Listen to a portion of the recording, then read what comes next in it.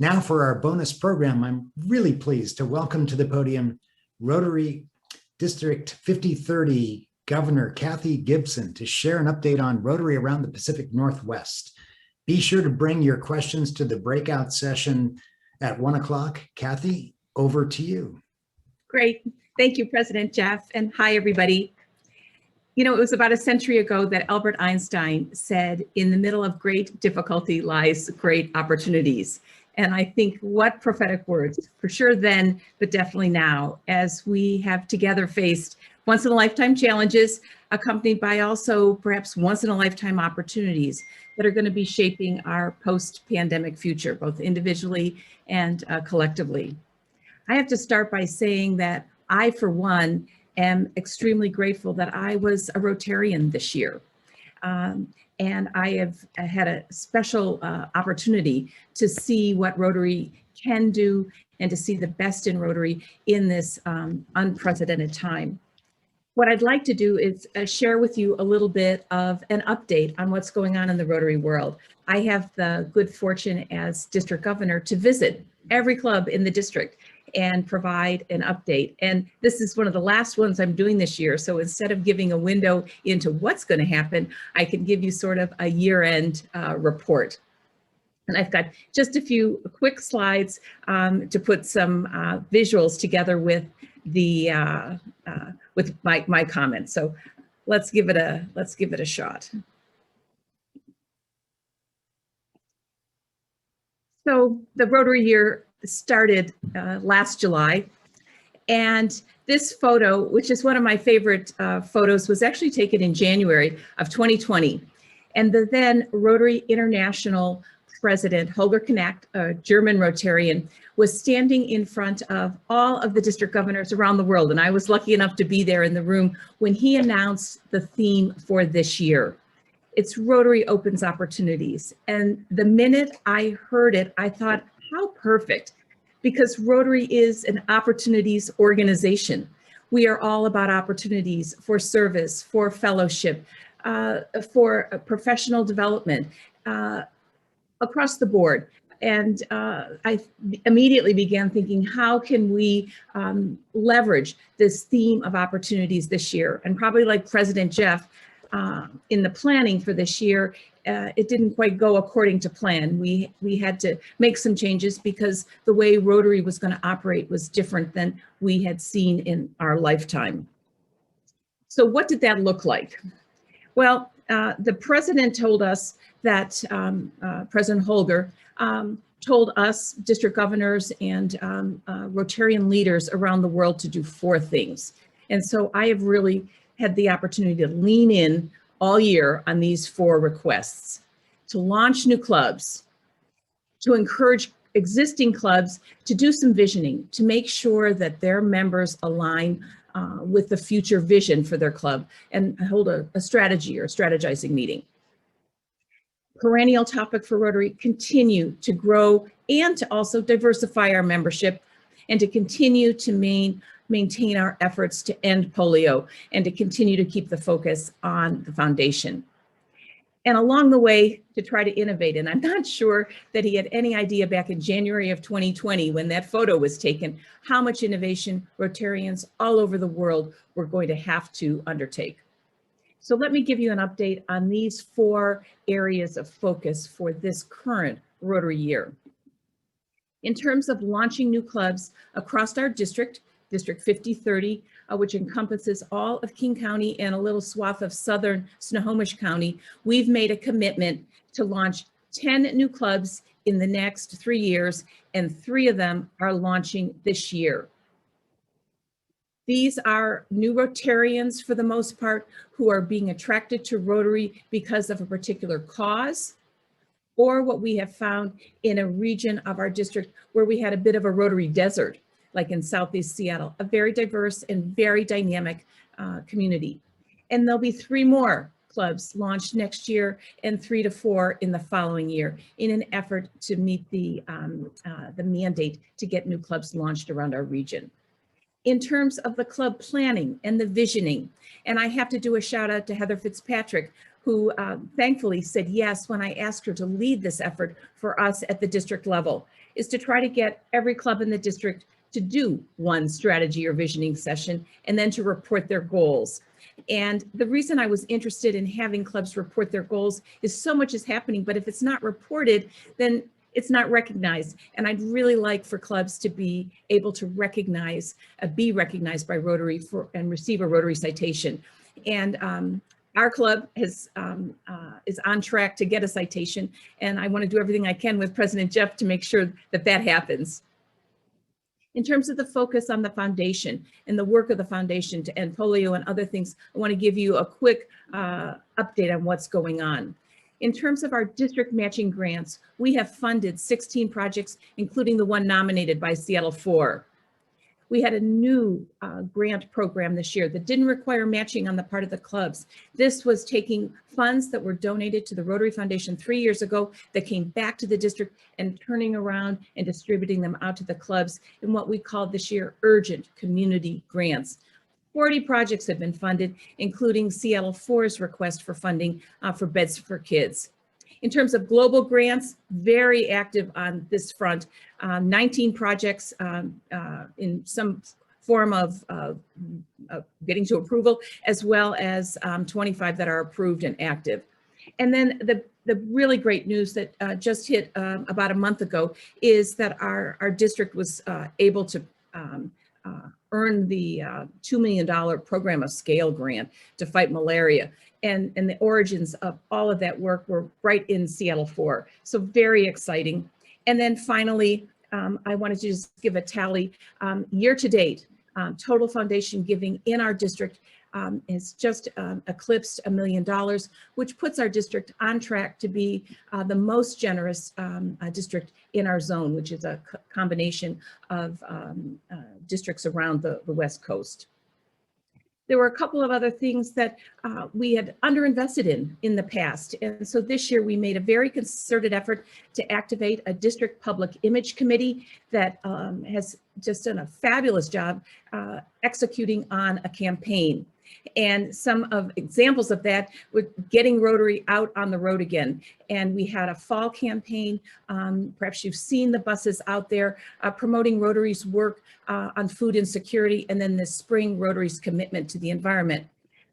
I wanted to enhance member communications, and I assumed we'd still have the opportunity to do face-to-face, and that hasn't proven to be the case yet. But we worked on launching a new Facebook group for the district and enhancing our website, both member-facing and external-facing, and then also doing some public service announcements. Every single month, the district is doing a public service announcement on one of its initiatives. And the current one actually is on COVID vaccinations. I'm going to speak to that in a minute. I want to remind us that we are a peace builder district. Personally, this is an area that has been very important, a personal priority. You may remember it from my time as club president. And I wanted to take this forward at the district level. As a peace builder district, that means we invest in peace education, but it is also where in our district we are championing and being very clear about our commitment to diversity, equity, and inclusion. And that has taken several, we've taken several steps to advance that, whether it's hosting forums on the topic, offering opportunities for Rotarians to read together current topics, and to provide support to clubs. And there are many Seattle 4 Rotarians who have helped me advance this work, including Jessica Bouillon, who's serving and will serve again next year as the district's Peace Builder Chair. So thank you to everyone who has helped the district step in and lean into this very important issue. The other thing that came up, which wasn't on the horizon when the year started, and that was how the district would respond, and Rotary in general, to COVID. And as the vaccines became available, we mobilized a task force early in 2021 to do outreach to clubs, provide programming and information at the club level around vaccine opportunities, connect with partners in the region from the public health groups and public health providers in terms of partnership, coordinating Rotarians to get out and volunteer at vaccine sites, and then also joining in the media campaign to encourage vaccinations. I put a photo here of Kai Peterson. Kai is the DGD, which stands for District Governor Designate, which means he'll be stepping up to serve our district as governor in 2024. But I'd like you to get familiar with him because he's going to be serving as the assistant governor to our club starting July 1st. So Kai Peterson will be a district friend to our club and hopefully a frequent visitor to our meetings. And then finally, I had hoped to have a district conference out in Walla Walla back in October, and those plans had to be set aside. And we've been waiting and watching what is going on to see if it was any possibility to have an in-person meeting this year. And we are in the process of planning some pop-up gatherings. The last weekend in June, you'll see here some opportunities to connect on Saturday morning, June 26th, especially the district business meeting, which will recap a lot of the year. And I'll need our voting delegates to be there to approve some motions coming forward. An opportunity for afternoon activities outdoors. And then I really want to shine the spotlight here on Monday afternoon and Monday evening, June 28th at the Newcastle Golf Club. We'll have the district golf tournament. I'm very grateful that that all of you have agreed to support or host a reception as the home club of the district governor. And then we'll go on to have dinner and a program which will largely be recognizing Rotarian of the Year, the transition to the new district governor, and a couple of other surprises. And you see there at the very bottom the link to register. So let me invite you all to come and celebrate. We're planning to have it in person, whether we're in phase 2 or phase 3. There'll be fewer people if we're in phase 2, but we're still planning to have it. We've got an outdoor option out there at Newcastle. And I am going to finish right where President Jeff started the meeting and has been starting the meetings, and that's with our Rotary International Vision. This is a thread that ties us and links us to Rotarians all over the world, translated into all the major Rotary languages of the world. And I feel very fortunate to have had the opportunity this year in this role to actually see how we come together and unite, and we take action, and we create lasting change. And I appreciate your support in all that the district's been doing. There's no doubt I have been so proud when I'm introduced around the district to be introduced as a Seattle 4 Rotarian. All right. Well, Kathy, thank you so much. We are so proud of the job you've done as our district governor, and also helping to, again, elevate Seattle 4 participating in the district. So 2 thumbs up, really appreciate it. And everyone, please stay for the breakout session where we will pepper our DG with polite questions. All righty. I'll just go ahead and start. Kathy, what do you think is one of the most exciting things happening in the district right now? Well, I'm so glad to see, thank you very much. And thank you everybody for hanging out. I often am one of the ones to log off early. So thank you for hanging in here today. There's a couple of exciting things happening at the district level. The launch of these new clubs, which will continue in the next 2 years, is very exciting. The other thing is we are tracking with Rotary's commitment to the environment. And we launched a new district environmental sustainability committee. Eric Christensen from our club has been sort of a mentor and a member on that district committee, trying to connect all the clubs that are doing environmental work together. They were kind of operating in silos, and by having this district platform, they're finding each other to share on projects, to share on education, to share on advocacy. So the work around the environment, I think, is extremely exciting. So those would be 2 things. Kathy, do you think we'll have some district-sponsored, maybe environmental programs where we can go out and do some weed pulling or things like that? Is there anything on the horizon for that? Yes, Absolutely. And in fact, an inspiration for that was 2 years ago when past District Governor Alan Mary had a district-wide a cleanup along the interurban trail, and that was on Earth Day. And so we're looking to do something similar to that. If it doesn't happen before the end of this Rotary year, it likely will happen over the summer. So District Governor Howard Cohen will be championing that. Oh, that's fabulous. And the exciting thing is we've got 85% of our members fully vaccinated. So that will make it getting together a little easier. So I'll tell you what, guys, we've got about 34 folks on this call, and I'd love for you to just jump in with questions for Kathy. I'm going to ask her one more, and then I'm going to open it up.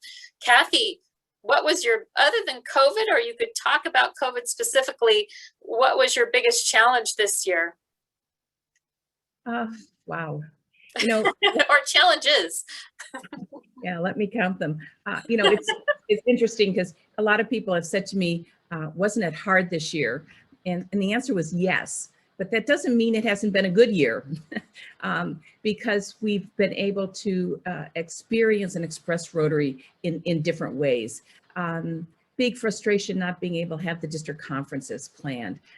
Big frustration not and watching clubs struggling because they didn't like meeting online. They didn't like meeting on Zoom and trying to help you know, clubs find ways to freshen up their program. And I often said, well, come to a Sail 4 program and see where we integrate music, and we've got fun new member introductions. So in many ways, I've tried to point people to Sail 4 as a good example of how to engage and keep people connected in a year when the traditional ways weren't there. So I guess I'll say every day has been a surprise. It certainly wasn't what I planned, but trying to make the most of it. Okay, I think I've gone through and pretty much asked everybody to unmute. So we'd like to throw some questions out. We don't have a moderator here because we're technically in a break session, but would love to have you come up with some questions for Kathy or things you'd like to talk about. I see Marcia has a question, and then also Sister Governor John. Yeah, and thank you, Kathy. Mine kind of follows up on what Caroline asked, but it's more around with the new clubs being opened.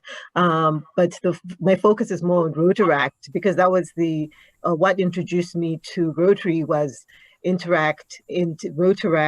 So when you talk about the new club being opened in South Seattle, I'm wondering, you know, what have you done in your year with engaging with Rotaract? Can you speak to some of that, and also the future of engaging young people who ultimately will become Rotarians? Thank you.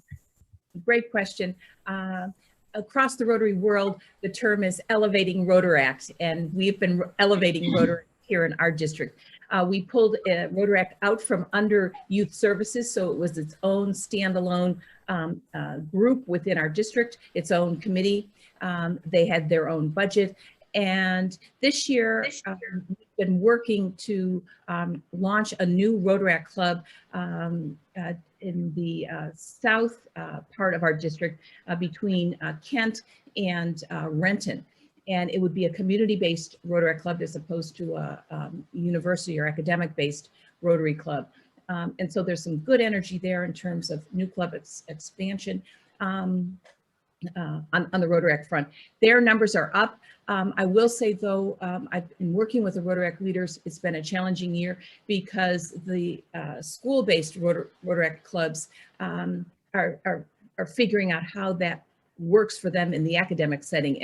And those Rotaractors love to meet in person, do service projects in person, and they haven't had that same kind of fulfilling experience. And it also has been a challenge for those Rotaractors, because often by bringing along people to come to a Rotaract meeting, a Rotaract event, a Rotaract service project, it was a way of recruiting members, because you got to appreciate that those Rotaract clubs, especially the university-based ones, need to continually refresh their membership as people advance and graduate. And so they've been challenged with the recruiting for replacing the graduating Rotaractors, but you know, it's a work in process. John, and then Faith. Thank you, Kathy, and I just have to commend you for being gutsy and taking these questions without even knowing where they're coming from. So that is incredible that you're doing that. The thing that I would like you to make a comment on is what's coming up in May, and that's the district training. I'm so impressed with it because normally that's been like on a Saturday and you could maybe attend 3 events. This is loaded. You want to comment about the training? Thank you. I'd love to. And in part because the district governor-elect is responsible for the spring training that is hosted by the district. And it became apparent more than a year ago that we were not going to be able to have the traditional in-person half-day training. There were often multiple channels or tracks that you could take with different topics. And so last year, we decided to experiment and move all of the training online. And instead of having it be one day, have it run over the course of the entire month. So we called it the Festival of Training in the month of May. And we had over 40 different sessions last year. We reached over 1,000 Rotarians in our district as a result of that programming. And so this year, when the plans were made in terms of, what do we do for district training, there was no question we would do another festival of training, and it's coming up in May. You'll see it was featured in the last district newsletter, is on our district website. You'll see more in our social media promotions. These are fun topics, need to know topics if you're performing a particular Rotary role, but also, for example, Jessica is going to run one on peace building. I'm running one on how to get engaged in the district if you want to step up and get involved and be a leader at the district level. And there's a how to do hybrid meetings. There's a range of topics, so I encourage you to check it out. It's very user-friendly. You just go to the calendar. It's a one-pager, and you just click, and it takes you right to the registration. So, John, thank you for giving me an opportunity to talk about our second annual Festival of Training, and it starts May 4th. And Kathy, it looks like we've got Faith Ireland, and then Floribert Mubalama, and then Jaime. And then Jaime. Okay, Faith. Hi. Hi, Kathy. Great job today. And I just wanted to comment on how great it is that Rainier Valley is going to get a new club, because there was a time early in my Rotary experience when there were 2 here. There was a Rainier Valley Club and there was a Rainier Beach Club. And I would often, drop into those to do makeups. So I'm excited about that, and having worked with Virginia on trying to get the Stop Sex Trafficking, Pacific Northwest Stop Sex Trafficking. The only problem with that club is trying to say the name. I see that starting a club is no easy deal, and that as members of Seattle 4, we can help a lot with starting these new clubs. And I'm wondering if we have a place in our committees, our Seattle 4 committees, where we can have people who are interested in helping start new clubs participate there, or would that have to be at the district level? I think to make this successful and to make this sustainable, I think it needs to be a club and district partnership. I will put a placeholder name on it and call it Club Builder. And in a way, it could be a modern day expression of how, and Seattle 4 has a rich tradition and legacy of starting new clubs all over the world. Yes. And so the opportunity to support these new clubs, and there's all different ways that could happen, would be very, very welcomed. So I don't know if the club would entertain that, to formalize that support for these new clubs, or if it's individual support. Either way, it'd be very welcomed. Well, I sent you a text also that I want to know who the people are who are working on the Rainier Valley, because I want to help there as well as with Virginia. Great, thank you. And I will be back in touch. That Southeast Seattle Club is due to charter the first week of June. Great. Okay, wonderful.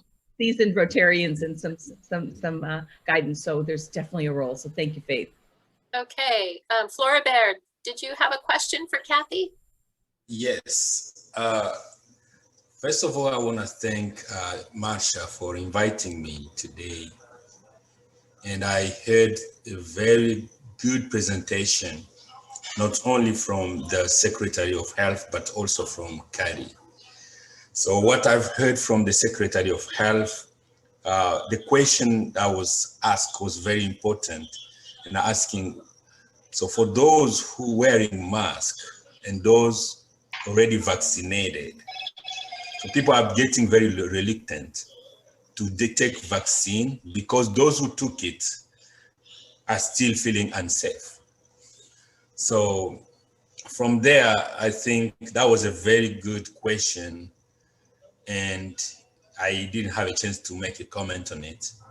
But in our Black community, that is a very, very good question, important. So we have had a chance to organize a vaccine ourselves in the community in CTAC. And that was the question, people coming, taking the vaccine, but at the same time say, how safe are we gonna be in the long run? And how different are we gonna look after taking the vaccine? So that was a very deep question. So what I have for Katie, I heard Katie talking about project at local project, international project. So I was very much interested. This project only, or this awarded to members or even non-members, and those who are not yet members, how will they know that these opportunities are on the table? So for those international projects as well, no one is ignore what is happening in the Congo right now, and I wish you guys can research what is happening in the Democratic Republic of Congo, my country. So, and what was highlighted was about peace building. So I have a different approach in building peace in the Congo, because building peace in our Congo take different options. And one of the options have been transitional justice. Transitional justice. Floribert, I'm going to interrupt you for just a second. Did you have a question for Kathy? Yes. Okay.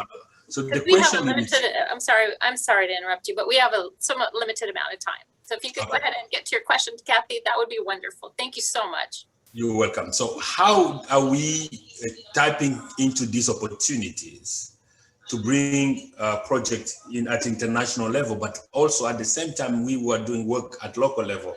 How do we benefit, even if we are not yet members? Well, that's a great question, and there's lots of answers to it. I would say generally, though, Rotary partners with other organizations, especially globally, to implement projects. Well, first of all, to identify need and then to implement projects. So wherever we are in the world, we engage with local health ministries or education ministries or whatever the focus of the project is. And so those individuals often are not Rotarians, but they get acquainted with Rotary because Rotary is offering to bring in, financial assistance, technical assistance, et cetera. And there's always a local Rotary partner and then an international partner on those global projects. And that's really how the connections are made, if I understand your question. Okay, thank you so much, Kathy. How about Jaime? And then Suzanne had a question too, but Jaime, go for it. Hello, Kathy. My first president, my first day. I love it. I love that you are moving along, doing a thing. So my question is, you've got to get a little flavor of every club in our district. And I'm curious to know, have you seen that's a universal success that can be used in all clubs?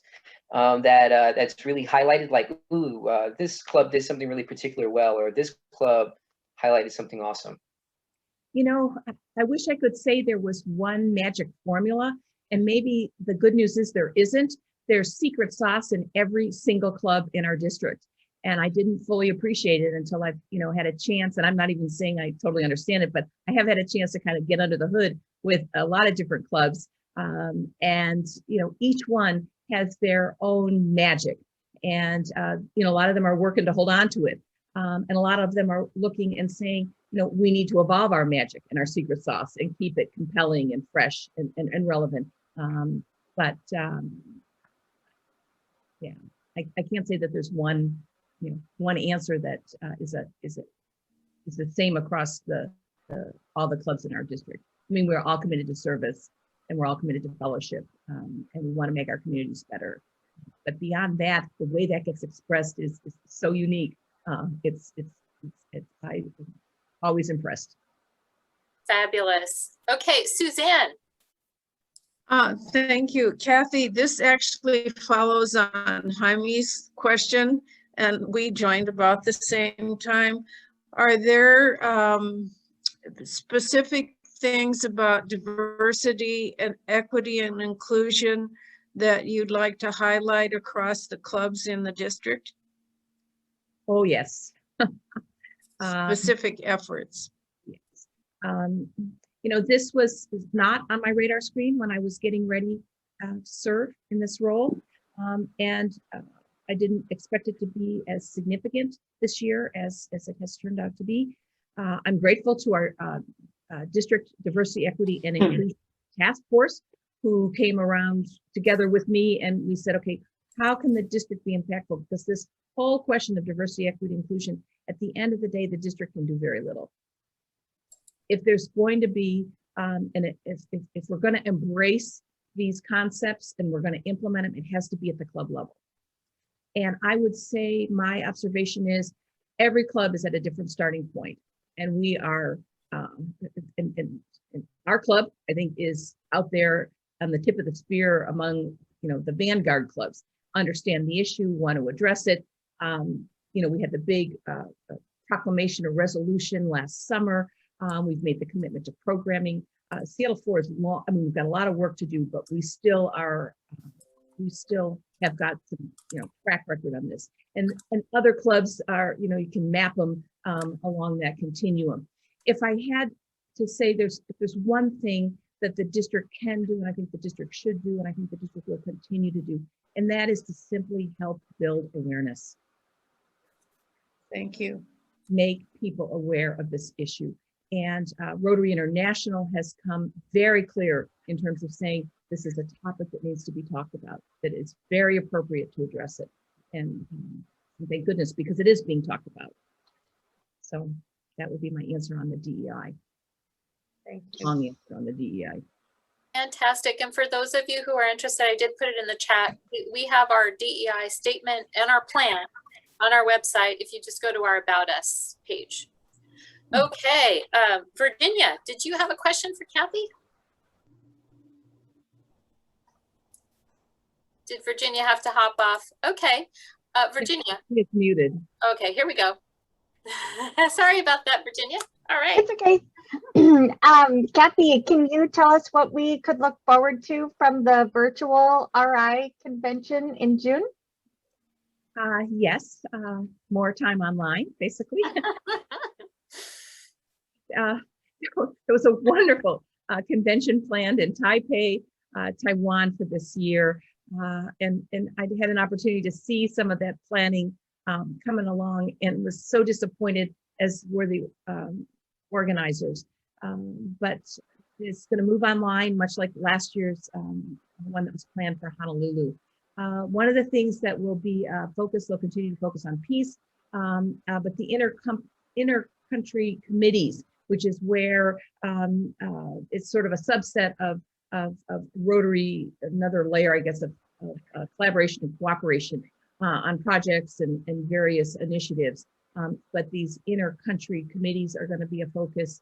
But they'll continue to talk about all the different avenues of service and or areas of focus, and the environment will also get some top billing. And there'll be some information. We'll put it on our Facebook page for District Rotarians. We'll put it on it's already on the website, and it'll be featured in the newsletter how you can register to attend sessions of interest. But it'll be online in June. Hopefully the last one online. Get back to in person. And a year from now, the Rotary International Convention is coming to the U.S. It'll be in Houston, Texas. Okay, fabulous. It looks like we have a question. Joyce, do you have a question? Okay, you want to unmute yourself? There you go. Yeah, thanks, it worked. Hi, Kathy. Hi, Joyce. Back to the DEI topic briefly. So, I see you and Skip and everybody in our task forces and things like that. I think you probably are talking about from a district committee perspective, of course, which I'm not as familiar with. But my perspective and my perspective is that in an organization or in an association, that there's so much, there's that whole continuum that we've all seen of how to move an organization forward in equity. And so much of it is culture and leadership commitment and leadership taking action, whatever that means. So now that I guess you won't be with the district, are there things either with the district or are there things for our club that from your perspective you see as not low-hanging fruit, but like, some couple of big things that you would hope our club, us, get to do in the next year?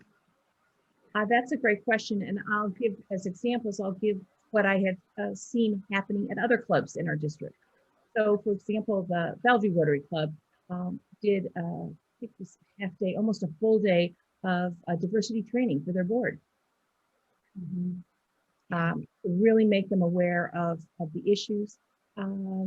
There are clubs that are completely rethinking what they do and why they do it. Do they really want to, which holidays do they want to recognize? Do they want to give more menu options, food options? How do they want to handle the inspiration?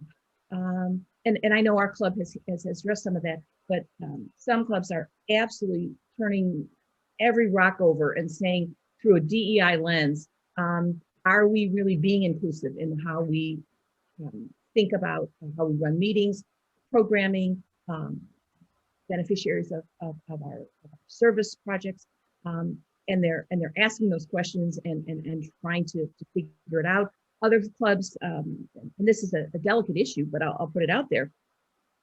I've been asked many times this year, what's the diversity picture in our district? And the only demographic information that's collected is gender and age. And so some clubs are saying, we want more information. We're going to track other demographic information for our current membership and for our new members. And we're going to set some targets. And we're right at the very front end of that. Now that's done at a club level because there isn't any initiative or process for the district or Rotary International to support that yet. On the other hand, I will say Rotary International has assembled an international, a global DEI task force. And Valerie Wafer, who spoke to us at the last Race Matters to Rotary Forum on April 17th, spoke to us. She is leading that on behalf of the RI board. And there are 2 members from the US, but it's an international task force from people from all over the world. And I would be surprised if the question comes up, can't we do better tracking of diversity within our organization? And quite possibly it will provide the opportunity to collect and track and measure and improve some of these other metrics to help us appreciate. Yeah, if we can't track and measure it, it's going to be awfully challenging to track progress. Precisely. One quick bonus question. I know we're almost out of time, but you mentioned new membership, and we've been working hard to try and grow new membership in number 4. We're happy we're at least holding the line pretty much, but wondered if you had an update from around the district on how overall membership has hung in there during the pandemic. Yeah, I just had a meeting with our district leadership team on Monday, and I had to report out on that. We have 25 clubs in our district who have experienced membership growth this year. And I featured one in particular that had over 26% membership growth, and that's the University Sunrise Rotary Club. Just astounding. And I was interested personally. So if you look in the last district newsletter, you'll see some excerpts from my interview with the club president. How did you do it? Because I figured people would want to know. We've had 8 clubs in our district at least hold their membership constant. which in a year like this, I would also call a win. And then for the rest of our district, you know, they're down 1, they're down 2. We have one club that has really struggled, and it's not Seattle 4, with the membership this year. They had a rocky start getting online and some other issues. And they're, you know, putting together a membership recovery plan, if you will. I will say, after many years of membership decline in our district, this year will be the first year we will show a net increase in members in our district, and we can attribute that to the new clubs. All right. Well, Kathy, thank you so much for joining us today. I had the pleasure of working with this woman the first year I started, and she is amazing. She really is. And I wouldn't be surprised sometime we see her as the Rotary International president. She's amazing. So thank you so much. If I could say one last thing, you know, people say, what are you going to do next? And my answer is, I want to come back and re-engage at Seattle 4. I feel like I've taken a year off and I've missed that. So I want to come back and be a Seattle 4 Rotarian again. That's so great. Take a nap. Everybody's interest and support. I appreciate it. Thank you so much, Kathy. And if you have more questions for Kathy, you know, she is a member of our club. You can find her contact information in Club Runner. Feel free to reach out to her. But I'm going to need to say sayonara to everybody because we've got a foundation board meeting on our Zoom. But thank you so much for joining us today. Everybody stay safe and have a great rest of your day.